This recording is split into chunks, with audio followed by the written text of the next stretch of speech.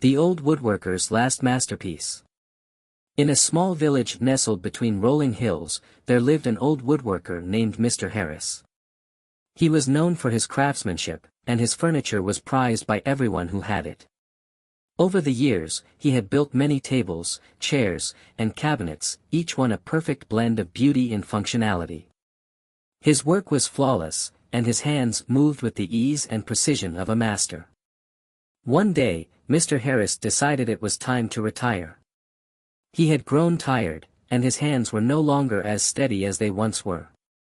Before he hung up his tools for good, he promised himself that he would create one last masterpiece, a chair that would be his finest work.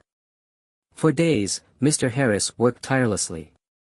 He selected the finest wood, sanded it carefully, and shaped it with his tools.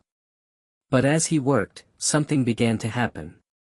The woodworker, who had once taken pride in every little detail, started cutting corners. He became impatient with the process. The joints weren't as tight as they should have been. The legs weren't perfectly even. He told himself, "It doesn't matter, this will be my last piece. No one will notice." Finally, after many days of work, the chair was completed. It wasn't his best work, but it was still beautiful, and he was proud of it. He decided to keep it for himself as a reminder of his years of hard work. On the day he finished the chair, a young man from the village came to visit him. The young man admired the chair and said, "Mr. Harris, it's beautiful. But I have to ask, would you sell it to me? I need a special chair for my home, and I'd be honored to have one of your creations." Mr. Harris smiled softly.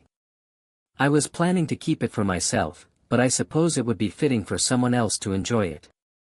The young man agreed to buy the chair and paid Mr. Harris a good price. But before he left, he said, "I want you to know, I will treasure this chair always, but I can't help but notice that some of the joints aren't perfect, and the legs are a bit uneven. I think it could have been better." The words stung Mr. Harris deeply.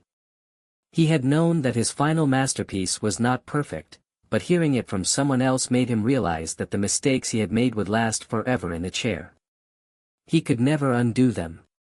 That night, as Mr. Harris sat alone in his workshop, he thought about what the young man had said. He realized that in his haste to finish his last piece, he had compromised his values. His desire to rush had led to imperfections in his work, imperfections that would be carried forward, not just in the chair, but in his legacy. The next morning, Mr. Harris decided that he would not let this be the end. He went to his workshop and carefully dismantled the chair, deciding to rebuild it with all the attention to detail that had defined his earlier works. He took his time, correcting the mistakes and ensuring that everything was perfect. It took longer than expected, but when it was finished, it was a true masterpiece. Mr. Harris realized that his last piece wasn't just for the world, it was for himself.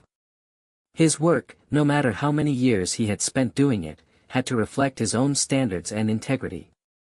His legacy would not be defined by how quickly he finished, but by how much care he put into his craft. Moral of the story: take pride in everything you do, and never cut corners, no matter how small the task. The work you create is a reflection of your character, and the quality of your efforts will last long after you're gone. Thank you.